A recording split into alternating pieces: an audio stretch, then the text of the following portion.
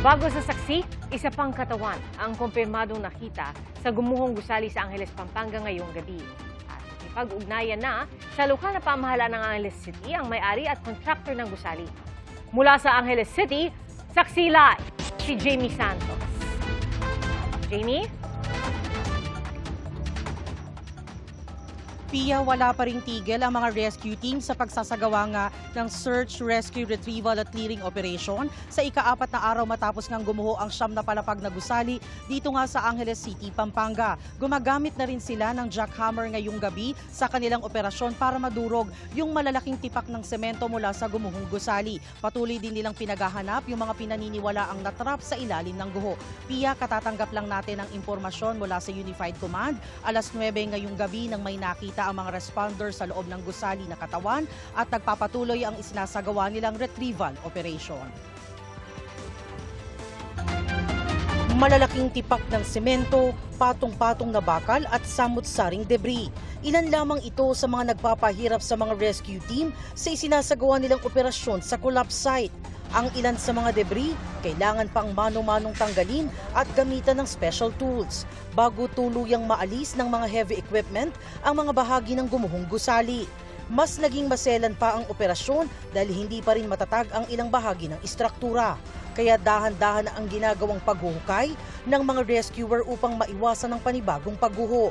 Dahil dito, inabot ng halos 13 oras ang retrieval operation para makuha ang katawan ng isang lalaking biktima na unang natukoy ng K9 dog nitong Miyerkules ng gabi sa Sector 1 o tinatawag na Quadrant 2 ng collapse site. Huwebes ng umaga nang tuluyang ma-recover ang kanyang katawan mula sa ilalim ng guho. Ayon sa mga otoridad, nasa advanced stage of decomposition na ang katawan ng matagpuan ito. Pinoproseso na rin ng SOCO maging ang cellphone na na-recover malapit sa biktima upang makatulong sa pagtukoy sa kanyang pagkakakilanlan. Sa pinakahuling tala ng mga otoridad, 5 na ang kumpirmadong nasawi habang patuloy pa rin hinahanap ang 15 pang nawawala sa insidente. Sinabi ni Angeles City Mayor John Lazatin na matapos ang matagal na paghahanap ng mga otoridad sa may-ari ng gusali at kontraktor, nakipag-ugnayan na raw ito sa kanila. Una sa lahat, ang kaganapang ito ay hindi natin lahat inaasahan at walang may gustong mangyari po ito. Ngayon po, matagal na natin pong hinahanap ang may-ari ng building at ang kontraktor. Sa ngayon, nakipag-ugnayan na po sila sa atin at nagpahayag po sila ng suporta para kung ano man kakailanganin natin mga dokumento, permits, reports, o ano man mga kaugnayan dito po sa trahedyang nangyari, makikipagtulungan po sila sa atin. Tiniyak din ni Lazatin ang transparency at accountability sa investigasyon at sinabi niyang magkakaroon ng formal press conference sa mga susunod na araw kasama ang may-ari at kontraktor ng gusali. Para po ilatag ko po sa inyo ang mga may-ari at mismo ang kontraktor na naging bahagi po ng trahedyang ito, no? At ina-assure ko po ang publiko na magkakaroon ng katarungan at malalaman din po natin ang katotohanan sa trahedyang ito. Sinabi ni Lazatin na kakauwi lamang na may-ari mula Japan kaya natagalan makipag-ugnayan sa lokal na pamahalaan at kasama rin umano nito ang kontraktor ng makipag-ugnayan sa kanilang kampo. Ayon pa sa alkalde, may panibagong natuklasan ng mga K9 na posibleng biktima malapit sa Sector 1. Kaya pansamantalang itinigil muli ang clearing operations upang ipagpatuloy ang search and rescue. Sa ngayon, meron pong nadidetect kaya baka mag-stop clearing operation tayo para makita po natin o matuntunan po natin ang nakita po yung parang kasi meron po silang naaamoy na panibagong kaya stop operation na naman po at kailangan nilang pasukan ulit at i-search and rescue po yung biktima. Pia, patuloy ang 24/7 operation nga dito sa gumuhong gusali sa kabilaya ng panganib sa mga responders na nagtatrabaho sa gitna ng mga debris at instability nga ng instruktura. Ititigil lamang daw ang operasyon kapag umulan ng malakas at dahil nga tumila na yung ulan dito sa Angeles City, tuloy-tuloy yung isinasagawang retrieval operation matapos nga na may na-detect at nakita na yung mga responders sa gumuhong gusali na katawan at nagpapatuloy nga yung isinasagawang retrieval operation. Mula dito sa Angeles City, Pampanga, ako si Jamie Santos ang inyong saksi. Hindi lang daw kaibigan, kundi kakampi ang tingin ng Pilipinas sa Japan. Giit po yan ni Pangulong Bongbong Marcos sa kanyang talumpati sa harap ng Kongreso ng Japan. At sa pulong naman ng Pangulo kasama si Japanese Prime Minister Takaichi Sanai, inanunsyo ang ilang kasunduang panseguridad.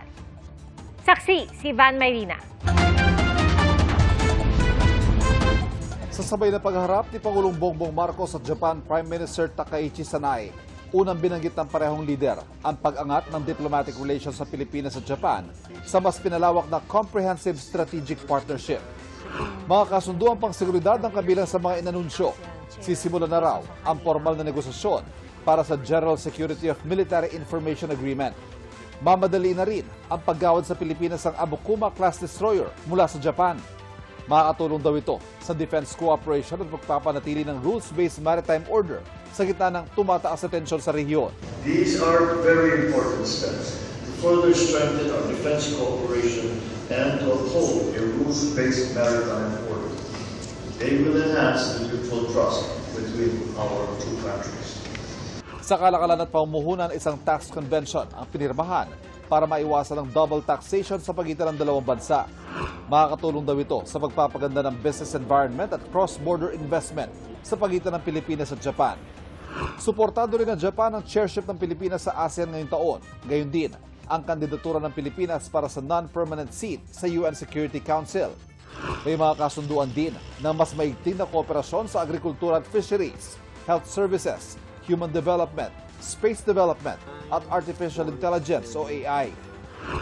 Bago ang pulong ngayong gabi ay nagtalumpati si Pangulong Bongbong Marcos sa joint session ng National Diet o yung Kongreso ng Japan.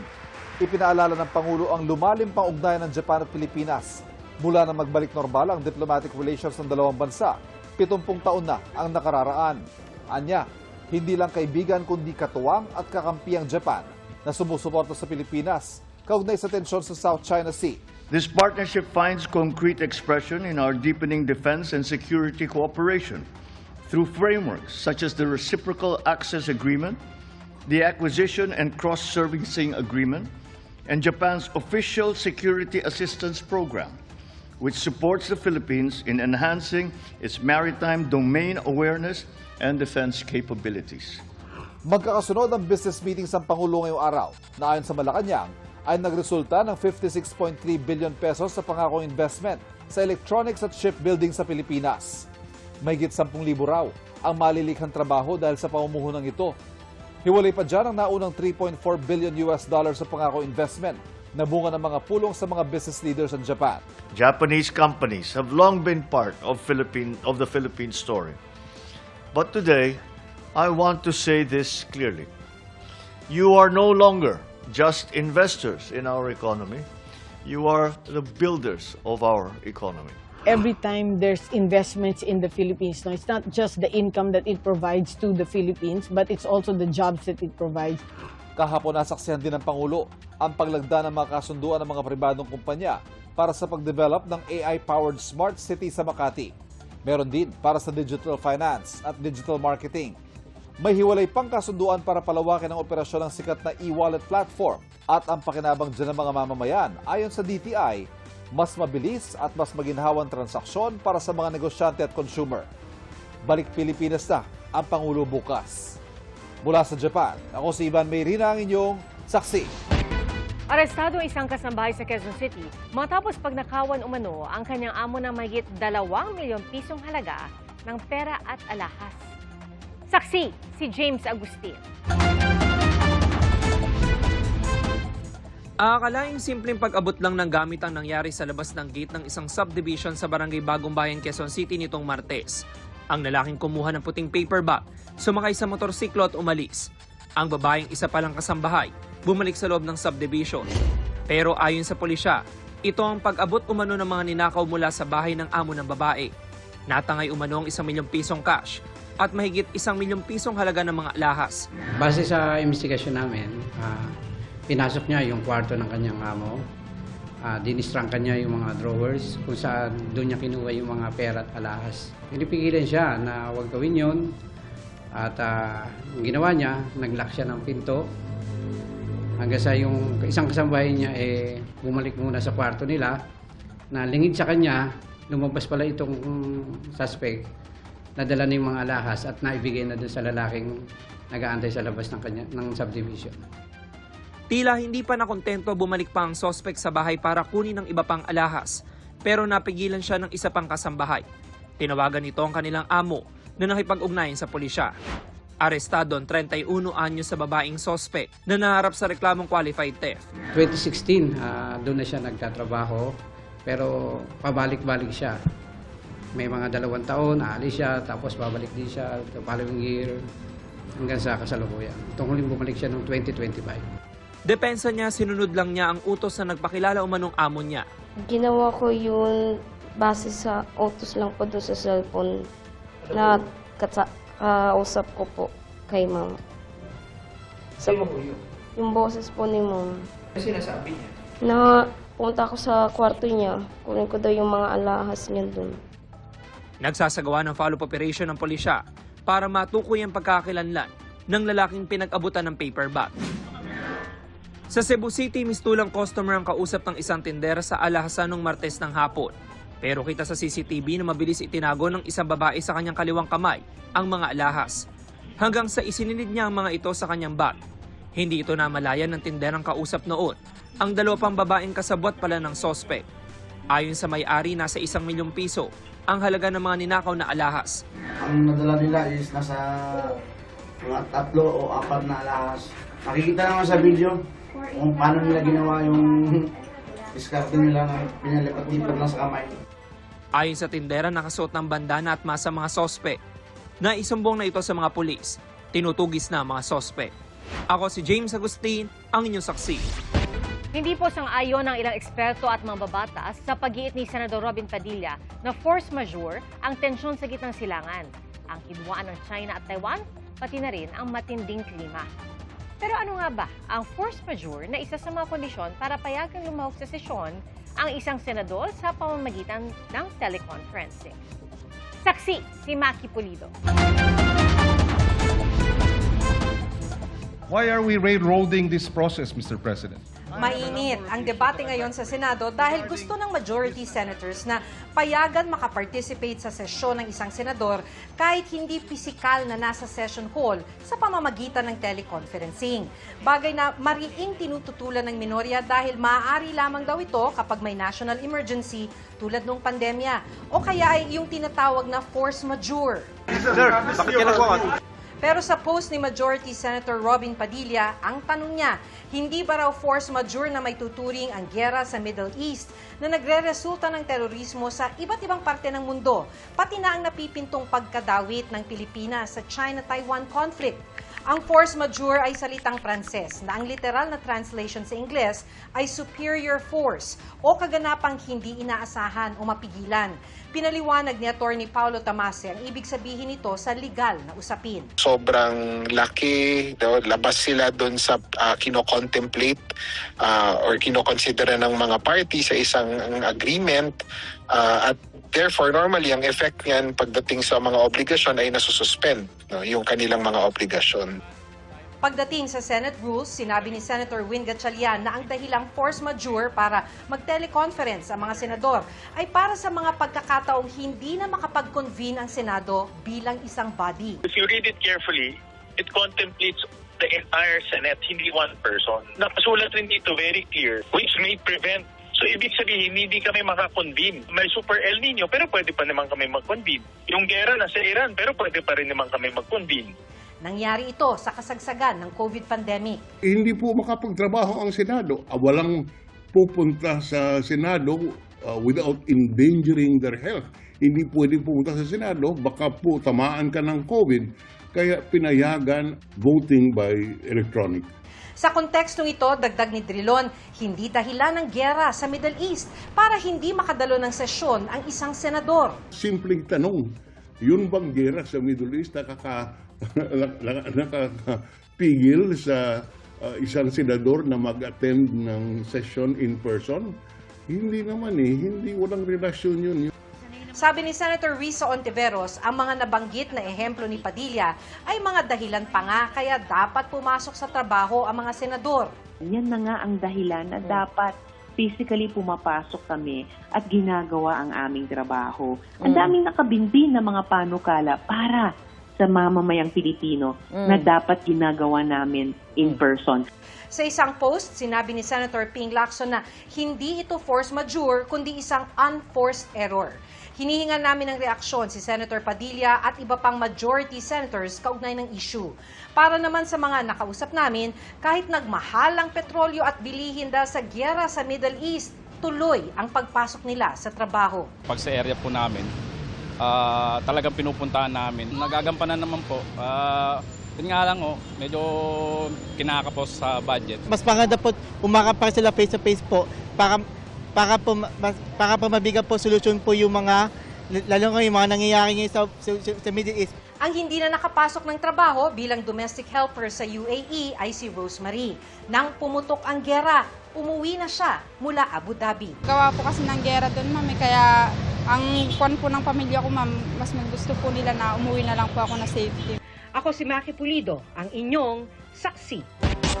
Umabot hanggang senior high school pero mahigit 1 milyon mag-aaral sa grade 11 ang hirap maintindihan ang kanilang binabasa. Yan po ang lumabas sa Senior High School Literacy Assessment ng Department of Education. Saksi, si Tina Panganiban Perez.